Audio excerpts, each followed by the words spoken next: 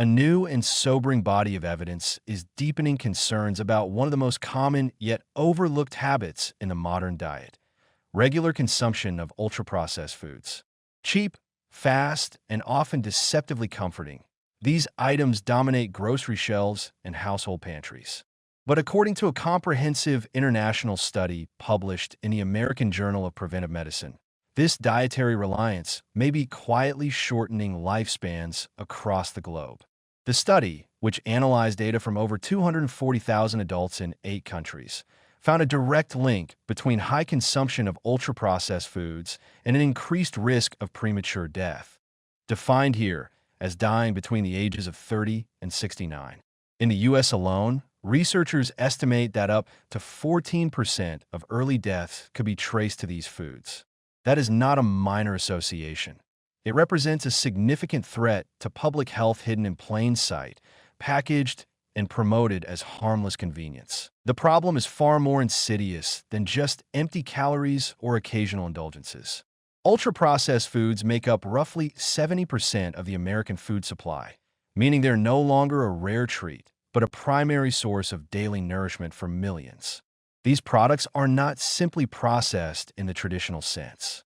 They are engineered, created through industrial formulations that include artificial colors, synthetic flavors, emulsifiers, stabilizers, and other chemical additives that serve no nutritional function. The aim is clear: maximize shelf life, reduce cost, and increase palatability. But the cost of these conveniences is becoming tragically evident.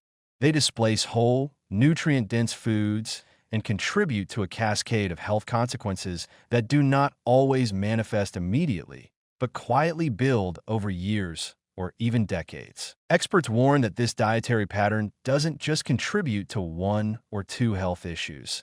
It raises risk across the board.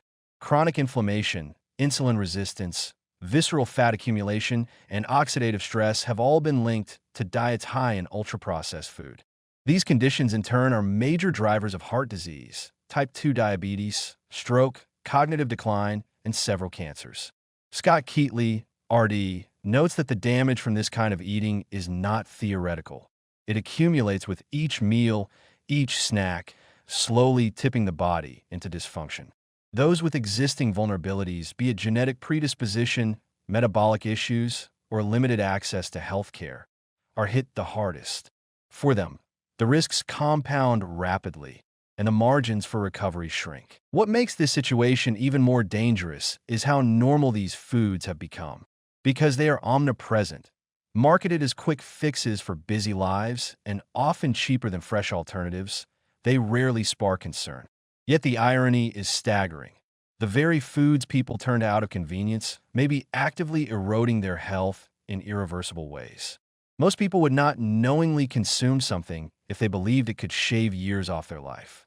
But the science now suggests that's precisely what may be happening on a national and even global scale. And still, these products are rarely regulated or taxed in the way tobacco or alcohol are, despite mounting evidence that they may pose a similar long-term mortality risk. Even efforts at moderation are proving challenging. Dietitian Jessica Cording's recommendation of an 85-15 approach, eating mostly whole foods and allowing some room for processed items, is reasonable in theory, but often difficult in practice. Ultra-processed products are designed to override satiety signals and encourage overconsumption. Their combination of sugar, fat, and refined carbs is not just unhealthy. It's hyperpalatable, nudging people into addictive patterns of eating that are hard to break. For lower-income households, food deserts, aggressive marketing, and lack of time or education about nutrition make it even harder to implement the kind of balance that experts advise. Moreover, not all ultra-processed foods are created equal, and the line between what's better and what's just marginally less harmful is often unclear to consumers. A protein bar fortified with vitamins might offer some benefit over candy or soda, but it still carries the hallmarks of heavy processing, added preservatives, isolated fibers, synthetic nutrients. These are not substitutes for real food. And when 70% of the food supply falls into this category, the room for error narrows considerably. In such a landscape, even a modestly processed item can contribute to a larger problem when eaten frequently. What this research underscores is the urgent need for broader systemic change.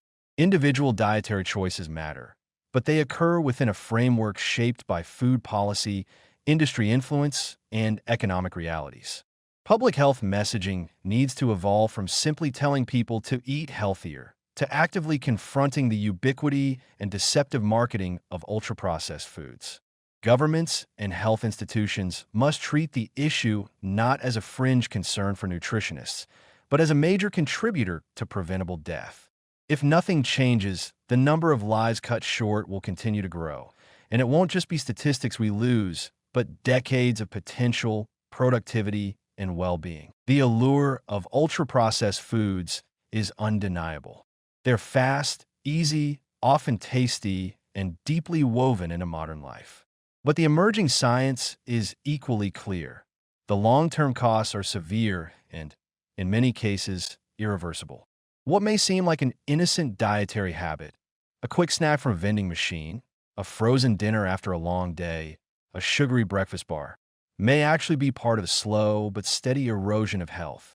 The choice isn't always simple, but awareness is the first step.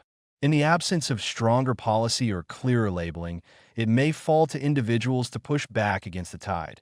Meal by meal, label by label, before convenience becomes the most dangerous ingredient of all.